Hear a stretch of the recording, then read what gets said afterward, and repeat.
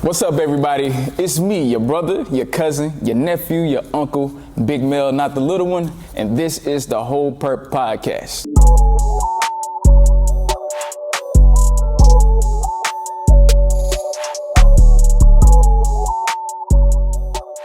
Welcome to the Whole Purp podcast, where the whole purpose is the whole purpose. I am your host, Big Mel, not the little one, and today, if you have made it this far, you have passed the vibe check. And you are now family. It is getting real. Today I'm sitting with a great person, a great friend of mine that's being professional. He's actually more like a brother to me. This guy has his own cult following already, and I'm sure you already know who I'm talking about. He's a 3-time Carolina Music Award winner, WRAL winner. He's performed at some of the biggest festivals, including Hopscotch Festival and A3C. He's named one of 23 North Carolina hip hop artists to watch for by Indie Week. And he signed with United Masters.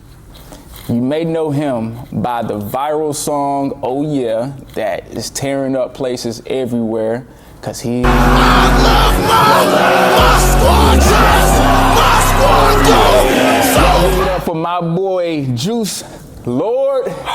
Jooselord, my God. Yeah, baby. What's up? No. You already know how we do it, nigga. Come on. That's what's up, bro. How you doing, bro? I am doing amazing, as a matter of fact. What's up? I am doing amazing. I'm having a great day. I'm having a great month, and I'm having a great life. So, you know. You can't ask for more. Amazing. Can't ask for more. Hey, shoot, man. Well, first of all, appreciate you for taking some of your valuable time and coming out, checking me out here at the Whole Purp podcast. We really appreciate it. I know it's going to be a hell of a show. So before we get started, we like to start off every show with a fellowship and toast. We want to toast to you, of course, for being the, brilliant person you are. We want to toast to the viewers out there that are tuning in, and we want to toast to the show, the Whole Purp podcast. And just let us know, man, what do you want to toast to today? Man, same thing I always toast to. I always toast to my son. Yes, sir. You know what I'm saying? I want to toast to him, Onyx. Big Onyx. Boy of the future. Yes, sir. Yes, sir. Big toast to Big Onyx, nephew.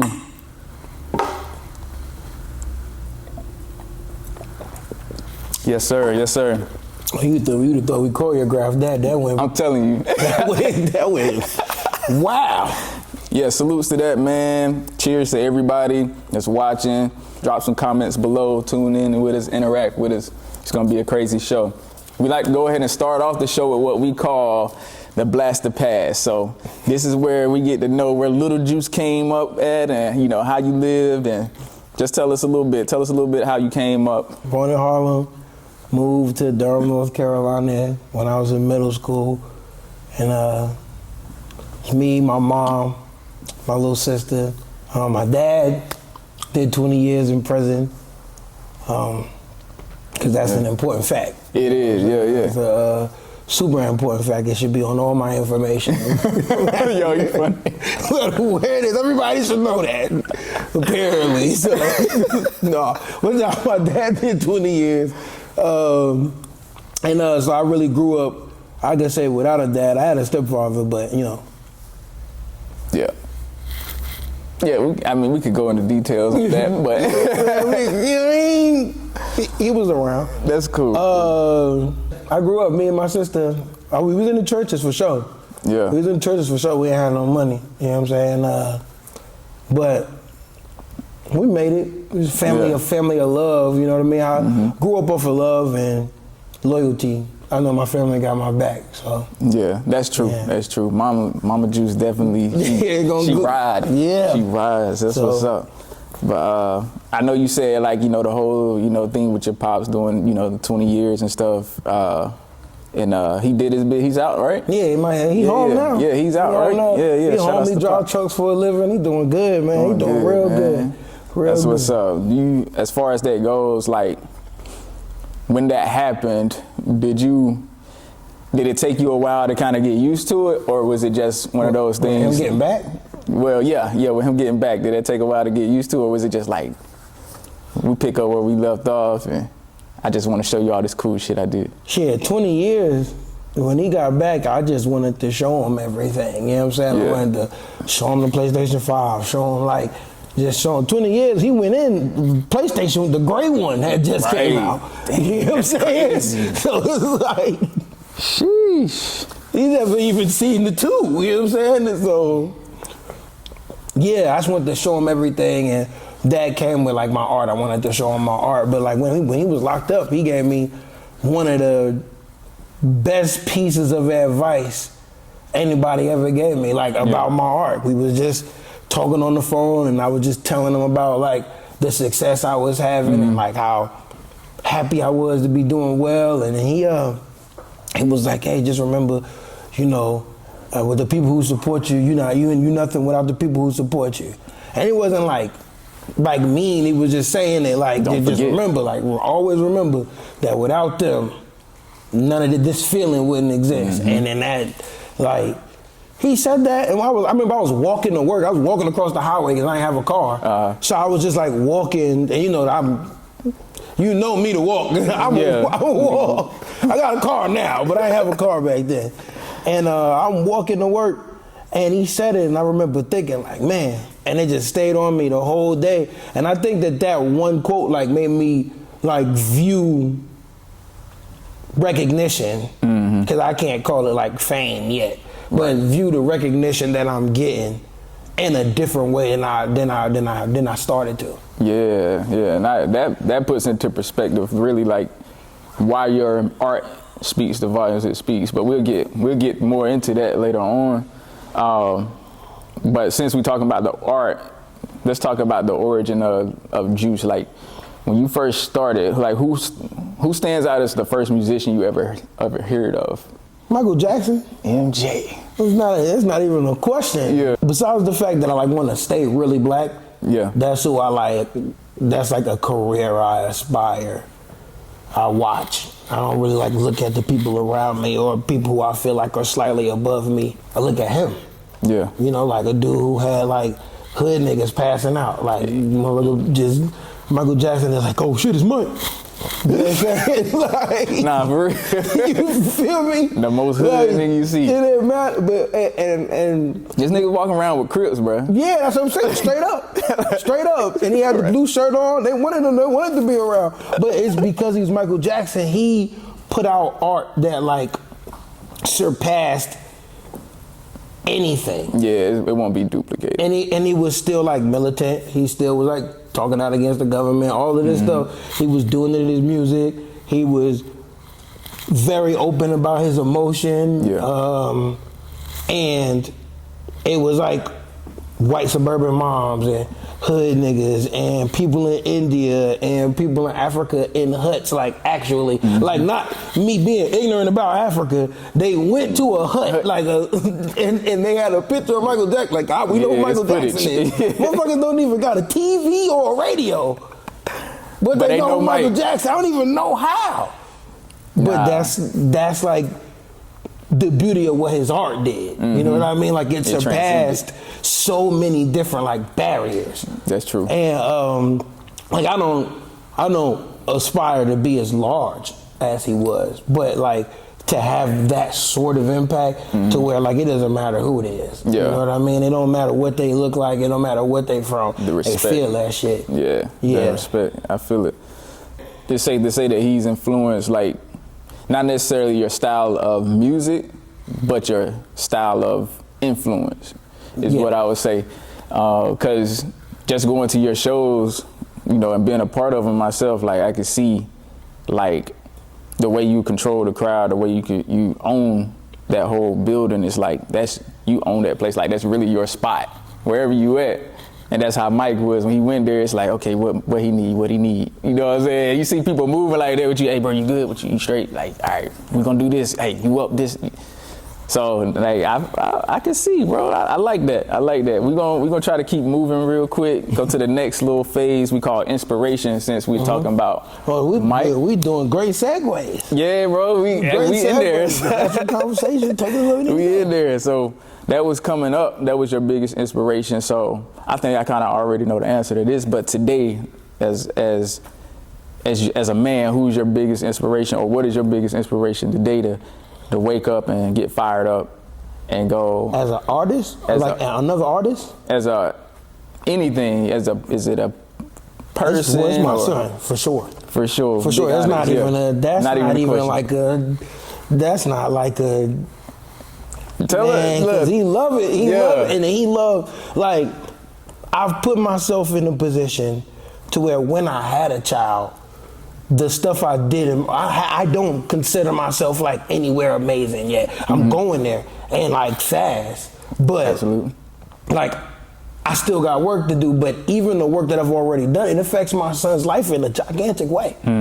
Like my son goes places and they give him free candy and they, you know, we go to the museum and they like, oh, we walking in, oh, that's Jooselord. I just saw him at this. Oh, y'all go ahead. Oh, y'all like, it's just like his life is already impacted in a grand way just as a kid because of the things that I've done. And it's like the more I do, the more I like it. The more the more I get to see him benefit. Yeah. And he loves it. He loves like going to sound check and you know, he loves like you ask him what he for, you ask him what he do, he's like, oh, my daddy makes music. Like he knows that that's what I do for a living. He get out there on stage and stuff. Yeah, I see he's him, singing, and it's his thing. I never been like, yo, you trying to come up here? I go do it, and I always let Onyx make his own decisions on everything, because like that's what you're supposed to do as a parent. You know what I'm saying? Up to a certain point when niggas get the wild and you be like, well, wait a minute. But like but mostly it's about like letting him go. And he makes the right decisions, and him enjoying what I do and benefiting from it, it makes me want my daddy is Jooselord to mean more. The Whole Purp podcast is brought to you in part by Ill Incomparable Incorporated. We're all ill in our own righteous way. Visit our store where you can get the Whole Purp merchandise, anything from dad hats, beanies, tumblers, laptop sleeves, hoodies, glasses, tees for tots, and many more items. Go ahead and support, check us out, and get perped up. Now, back to the show. It sounds like to me your life as an artist and a father, you pretty much, in a sense, you perfected it. You perfected it because a lot of people, like including myself, like once with father 1, it's okay. I'm on 3 now. Yeah, you 3. So it's like, so I gotta maneuver differently, you know, being married and stuff, you know, all this, you know, money coming out, not so much going in. So with you, you know, you got your king, your little king coming up. You get to focus on him, and he actually is able to take part in the art as well. How, as far as with Onyx, tell us more about Onyx. Like how is his life going, and how is he progressing with things as far as being a kid? Because he's in what grade now? He is not in a grade because he's 4. He 4? Wait a minute. Bro's tall, bro. I saw him on stage, brother, like he was 5. Yeah. So he's preschool. He's not in preschool, but he's preschool. So he seems very brilliant, very smart, intellectual. I mean, did he get this from King Juice? I would think so. His mother is very smart as well. Okay. And she's very artistic as well. So like, we knew when he was like born that he was gonna be like into art. And like now he's 4 and he like stray away from like, you know, he might want to play soccer every now and then or like, but like the thing that he's gonna choose to do is gonna be like draw or like make beats on his iPad. He loved to make beats on his iPad. Like he loved to make beats on his iPad. Going in GarageBand and like playing with, he likes to play real instruments, and that's like what I'm doing. I'm like, I'm gonna try and get drums, whatever, like so he got like a little drum set, he got a little guitar, and then like as he gets older, I change it like from less of a toy version, because you know, like your kids' instruments could grow with them, so when they babies, it could be like a play toy. Right, but then ukulele like, toy. And then and then, but you know, they get to 4 and they start understanding more. You could give them something that's like a little less durable, but like more practical for like being a guitar. Right. Like it's like maybe like a little guitar with like 4 strings, and then just kids. So we had a little guitar with 4 strings, and he's enjoying it and loving it to get death. We had little drum set and little, like he just, all instruments. He just loves them, and I'm gonna keep surrounding them with them. Do that. And the more interest he showed, the more money gonna go out for them instruments. You know what I mean? Do that, cause they at that age. He's at the age where he a sponge, so he'll pick it up a lot quicker than when he our age trying to pick up something. And he liked to sing in public. He he just likes to be this. He really likes to be the center of attention. Oh yeah. He really likes it. So like, if it's a room full of people and a microphone or music playing, he gonna want to sing James Blake or something. He just like the beat. Yeah. It's just his thing. Big Onyx. That's what we talk about. So, still sticking with inspiration, we got to know what the inspiration is behind the art itself, like when you're creating. So, first off, shout outs to Crossbones and the Pirates. You know, what created that? Like what birthed that whole theme for your camp and for your fans? Truthfully, I love that question. Yeah. I love that question. Yeah. What birthed that was, I was writing, I had just got in the studio, like really, and I think I was on my like third song I had wrote, and I had did like I only had 3 songs, and I had did like 6 shows at that point in time. I was just like performing, and I ended up writing the song Pirates, but it didn't have a name yet. And in the song I said, our style is to be violent, bitch, cause we pirates. Because I already noticed, like my 5th show, like, okay, you know, I'm talking about like injustice and all of that, but like niggas just getting the moving, like it's a thing. Yeah. You know what I mean? And so that's what our style is, to be violent, bitch, cause we pirates. And I remember I like had this vision of things like getting bigger. Like I had this vision like, yo, you gonna get to a point where it's like a lot of people. And then I started to look at like what that looks like. So then I looked at Beyonce, because I told you I look at the greatest. I looked at Beyonce, I looked at Wu-Tang, I looked at Taylor Swift, and I'm like, everybody got one, you know what I'm saying? Nicki Minaj had the Barbs, Beyonce got the Beehive, Wu-Tang had the Killer Bees, like everybody. It's like when you got that to wear, you feel, because I wanted to, and I remember I kept thinking like, oh, you gonna have fans. You gonna have fans, and I just didn't like that word. It's like I don't like that, because that feel like, oh, you a fan, like you under me, like nah. Right. If anything, we all gonna be one thing. So then I started thinking, and I was like, Pirates, and that ended up being the name of the song, and it ended up being like what I called everybody, because it's like that's what we do. You know what I'm saying? We come together, we take from the rich, we spend with the poor. You know what I'm saying? The rules of the world ain't right, but if you don't feel safe no place in the world, you're gonna feel safe here. And it's for everybody too. It don't matter who you is, you come on. Come on, let's go. Literally no discrimination. I've seen all types of people at this guy's shows, man, like whatever demographic you can think of, I see at these shows, and they out there like head banging, moshing. I mean, you call it, they out there. Listen, I told black people invented moshing, and I pride myself on getting the homies from the trenches there. They with dreads, you be like, first they start off, and they just be like, yo, these niggas, wow. You know what I'm saying? Next thing you know, halfway through the show, man's in the pit. You know what I'm saying? Swinging. Because it gets you going. You feel it. You know what I'm saying? If it's in you, it'll be in you. If not, you step to the side and the back, and you still enjoy the show. You know what I'm saying? Yeah, exactly. But yeah. And that's why they call you the Mosh Pit Messiah. Yeah. The last album that we heard was the Mosh Pit Messiah, produced by none other than our boy Chill Woods. Chill my nigga pass the light. Yeah. That's your voice. That's my voice. Yeah. Technically, you featured on that whole album. Every song, chill my niggas pass the light at the beginning. Yeah. So talk about Mosh Pit Messiah, like that name there, that's, if you want it to be, it can be controversial, but it's big, it's colossal. To me, it's a colossal last name, like Messiah of the Mosh Pit. Like you claiming that, and you might not be doing that yourself, but to me, that's what it sounds like. Yo, I'm claiming that I pretty much, I'm the Messiah of Mosh Pit. Like, so what's your view on when you named it that and when you created that whole project? So what happened was, I was in Asheville, and this kid in a wheelchair was at my show. And we are wildin', cause like Asheville get crazy. Yeah. So we are wildin'. And then bruh walks up to me at the end of the show, sweaty as fuck, and he's like, yo, you like the Messiah of mosh pits. And like, that's crazy. when I get a gift, I take it.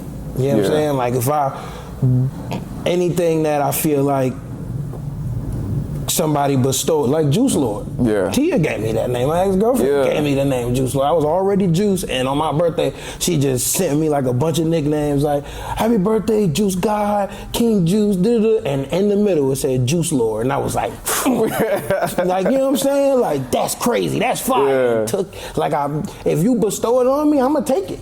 So when he said that, I was like, damn, that's tough. That's tough. Fire. And then like, cause he had an explanation. This is like you don't say that and then I'm just like, oh, thanks, bro. Then we walk off, we sitting down, we talking. Well, I mean, he was already sitting down, but I went and sat down next to him. That wasn't a joke. Cause I said it and I was like, that's not the right way to say that. But I'm sitting with bro and we talking, and he's just like, I don't know you. Yeah. And most of these people here don't know you, but like when you do what you do, you bring all these people together and they just feel, and everybody just like in the moment, and he's just like, cause I'm like, yo, what you mean by that? Yeah. Cause it ain't like, you gotta give me that explanation. I seen him at like 7 shows and nothing, like, bro, I never seen this nigga there in my life. Yeah, tell me more. What's this Messiah you speak of? So I was like, cool, and I named my next project Mosh Pit Messiah, you know what I'm saying? And the artwork fit too. Yeah, the artwork is just me with wings coming out my back, jumping into a pit of demons, you know what I'm saying? Like, cause that's what I feel God put me here to do, not to be perfect, not to speak perfectly, but to connect with people who feel like they don't got nobody, to connect with people who wouldn't feel any compassion. If it wasn't for them being a pirate, because they different or they weird or they just don't. People lost, motherfuckers is lost. You know what I'm saying? And I might not be guiding people like straight up to Christianity, but I'm trying to guide them to it's like care about other people, and you are cared about. You know what I'm saying? Like somebody love you, you gonna be okay. You know what I'm saying? I guarantee you saved at least a life with that type of energy, because a lot of people like one of my favorite things to touch on is like mental health.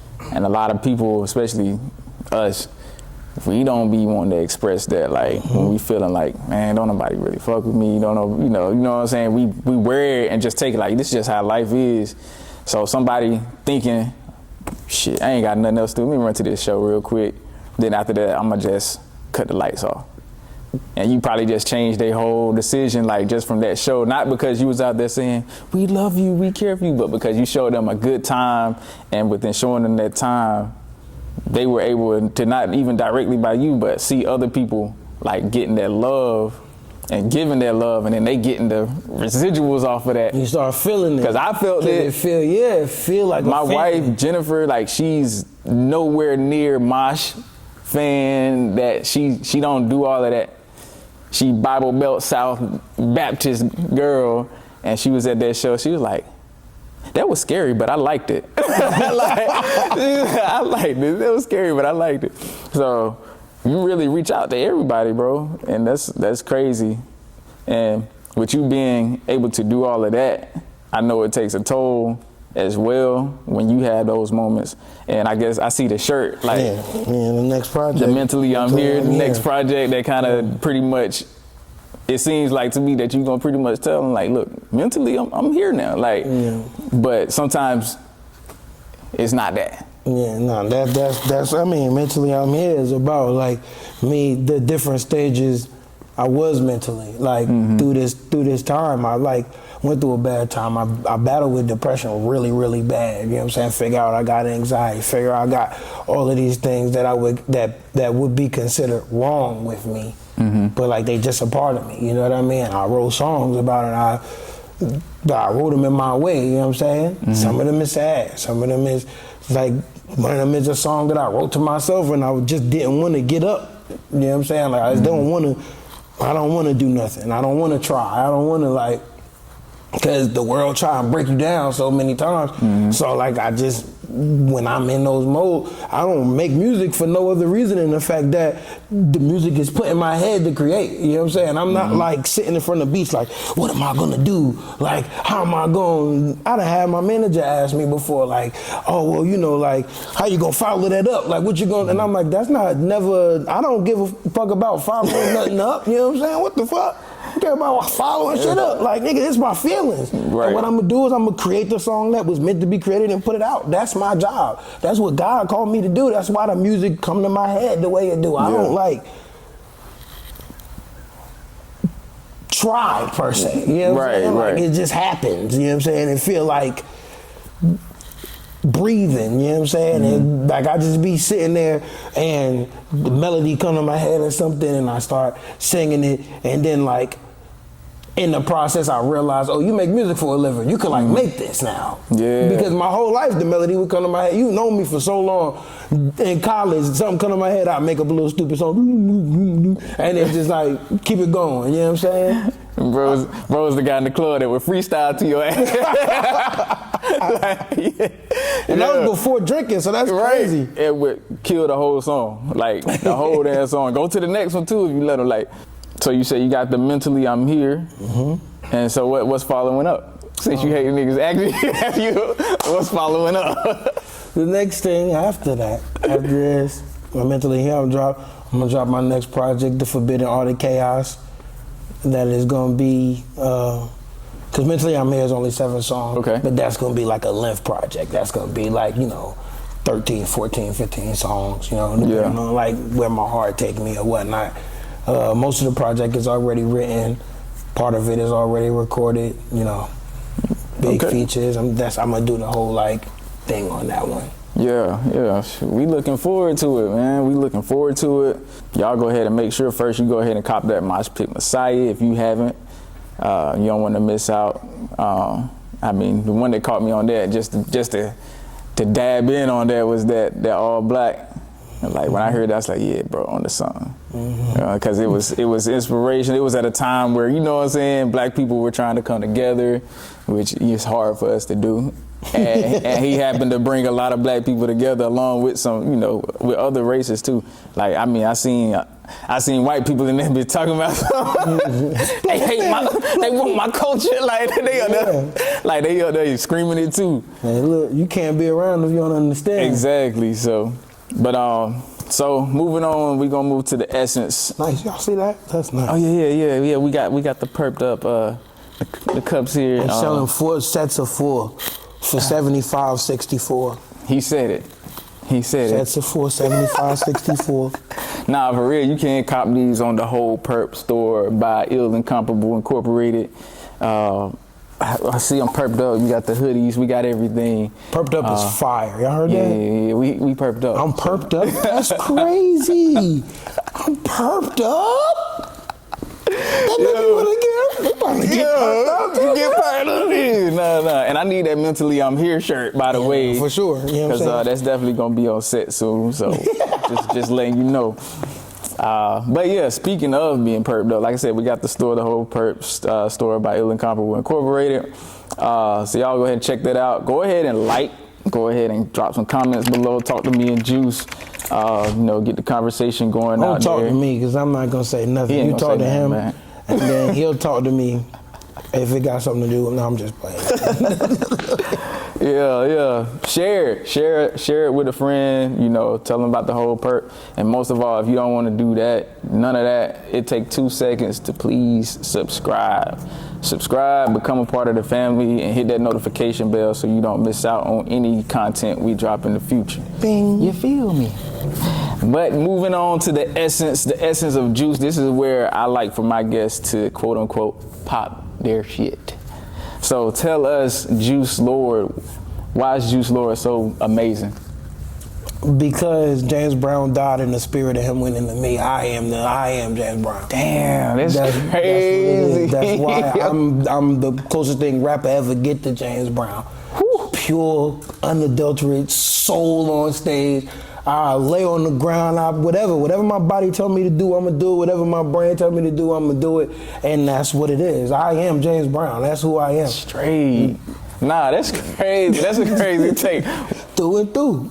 Nah, because that ain't no cap. If you look at me perform and you look at James Brown, I never looked at James Brown like, I want to be just like her. Oh, you missing this? I'm had. All the screaming, all the just, I'ma just feel.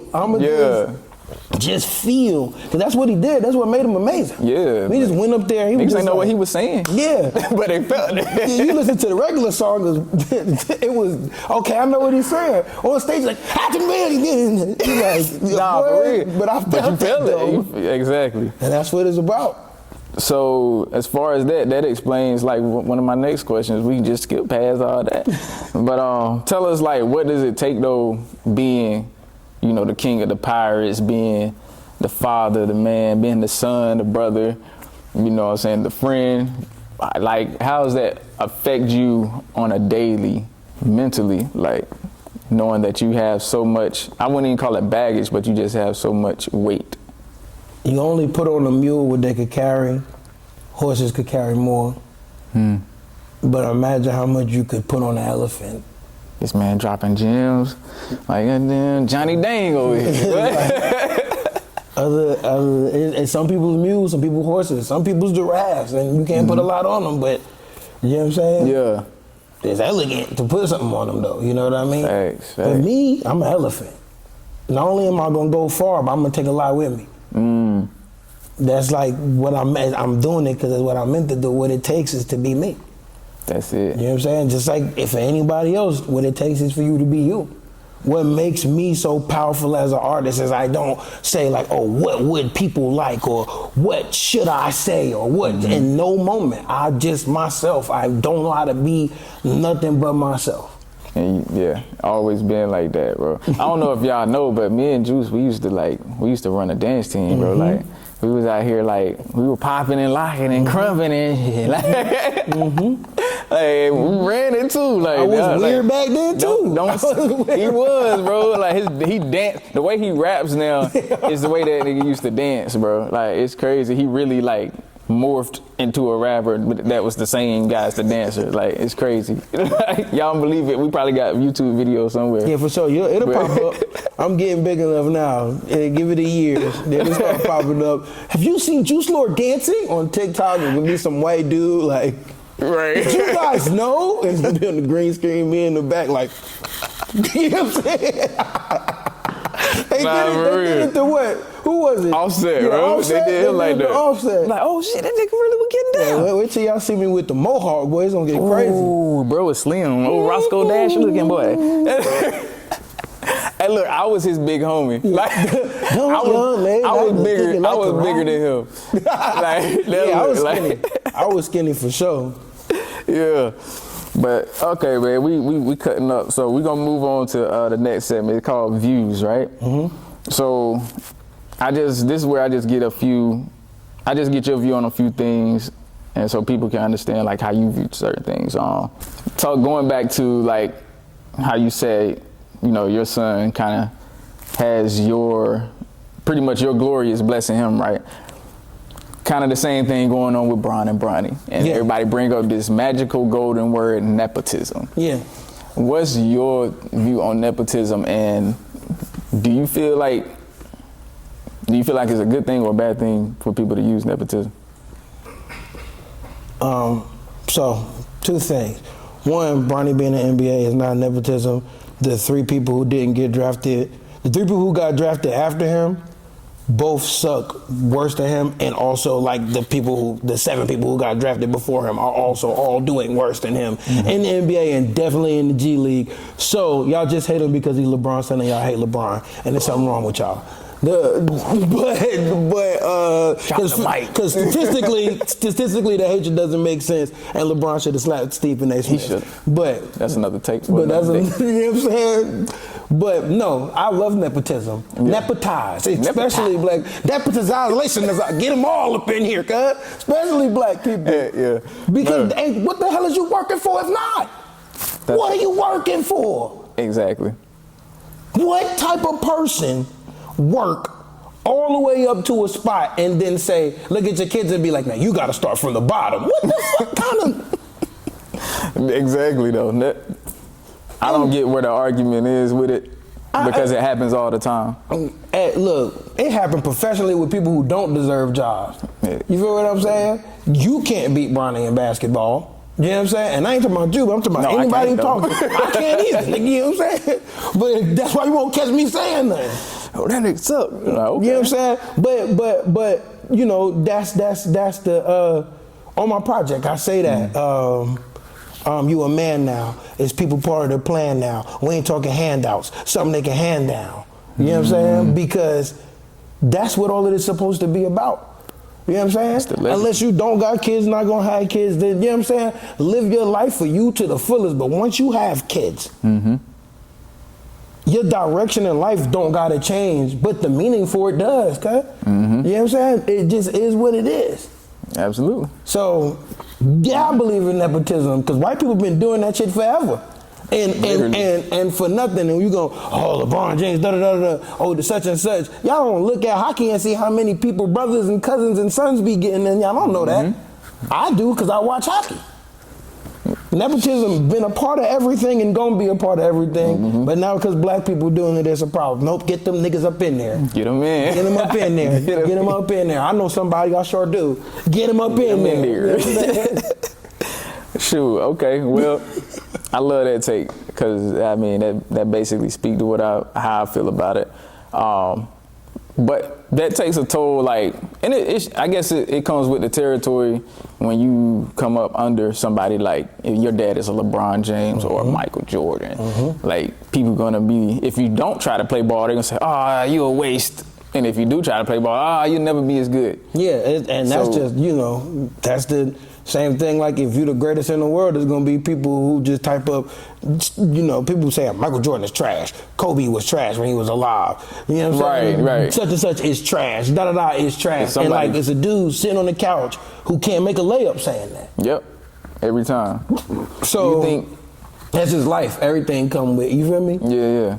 And you think, as far as that goes, like, so that leads me to like how that affects young guys like Bronny, which I think he's been phenomenal at handling the pressure. Since high school, like, he's handled this pressure the same way. Then almost died on court. Came back and made it to the NBA. And if he was anybody else but LeBron's son, right, they would be glorifying him right now. Anybody else but LeBron's son would be like, look at that young man. Right, but since because he LeBron's son and y'all niggas just hate, that's weird. Yeah, that's weird. And that's why black men suffer with mental health. And we got moving on. Before we go to the next, who you got taking to Larry O'Brien? Who you got winning the NBA Finals? Shoot. I'ma say who I want to win, because I don't even know who, as far as like who I think will win. Truthfully, I want that boy SGA to come home with it, man. I love that little dude. It's looking like it, bro. I love him, bro. I love him, bro. It's looking like it. I love him, bro. That bro balling. And he can dress. We have that shit on, boy. Oh my God, see a little guy. Ain't nobody really seeing him right now, bro. Yeah, they not. Nobody really seeing him right now. They can't get it together, and he just becoming a better leader, a better. Come on, yo. They was talking about how he hadn't had a 50-point game last year. Oh, he doing everything. He just had a 50. He got 4 50-point games this year before. And what else y'all want? What else? And that's a dangerous player, and always has been. So yeah, I would like to see OKC, even though I'm a Knicks fan, and the Knicks are doing great. Yeah. From being realistic. I mean, yeah, compared to you know, the history. Yeah. We'll definitely take that. Definitely take that. All right, last portion of the show, man. We're playing the infamous Pick 6 game, bro. So This is where we just I'm gonna ask 6 questions, and you're gonna tell me either this or that. Mm-hmm. All right. So, as I said before, this man is a dancer. For sure. Probably a dancer before he was a rapper. For sure. You rather dance on stage or rap on stage? Rap on stage. Easy. 2, would you rather have $1 million for a visual or $1 million for studio time? $1 million for studio time. Yeah, because you cook up with that. All right, now you're gonna have to think, bro. This when the questions get hard. You gotta choose. You about to go through a crisis, and you either got to rock the moon roof, or your shit peeled back, or you got to shave all your facial hair, including your eyebrows. How long for each? Nah, this like forever. This forever. Like, you turn 60 and it's gone. We're gonna do all facial hair and eyebrows, straight up and down. You say you can't do the moon roof? You could, because you could fake the brows and all that. I can hit you with one of these. You never know. You never know. What is that? I hit you with one of these. I get one of them drinks. Not get stenciled in. Get the Beijing, right? Boy, man, you ain't about to. I move too much. I'm pouring water on my head. If I put one of them things on me, boy, I'm gonna turn it. You gonna flap up. That's gonna be it. Your boy done after that. You know what I'm saying? Yo, okay. All right, that's a good take. I probably would have went with the moon roof. Ain't even gonna hold you, but my boy. You put it like that though. Look, I ain't even been to course. I'm definitely at George Jefferson walking out of one. You understand me? My piece of pie is already at the house. I didn't finally get it, nigga. I've been had it. Hey, yo, chill. Okay, all right. Would you rather open for a sellout crowd, or would you rather headline for 50 pirates?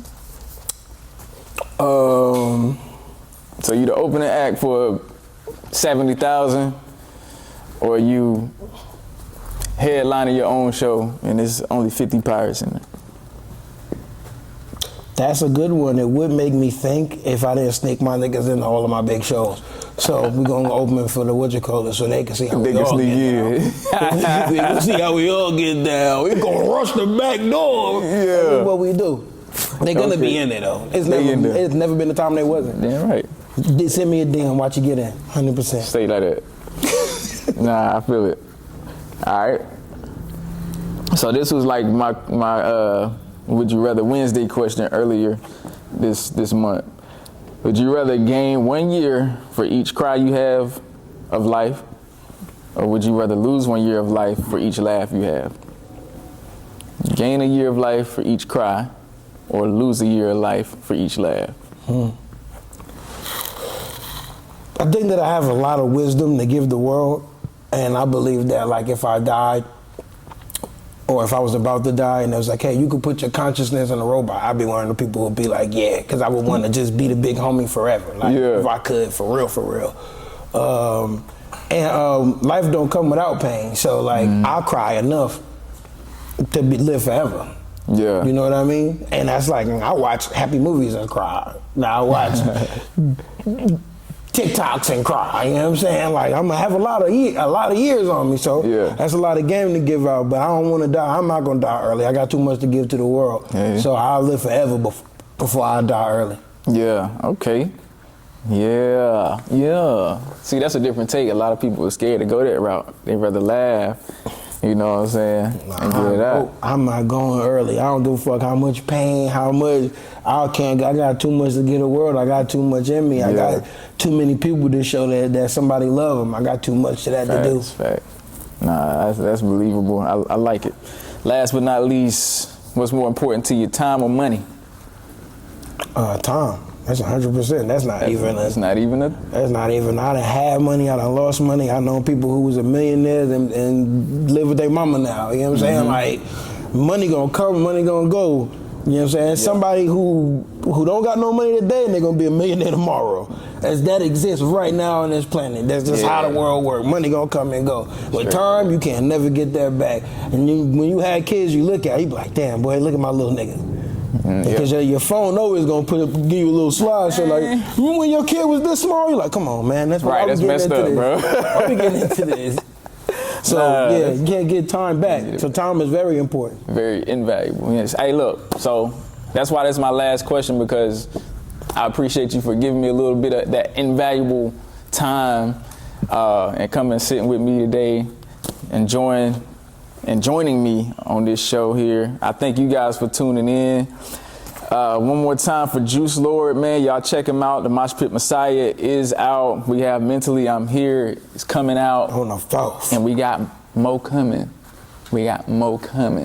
So thank you, bruv. We did it.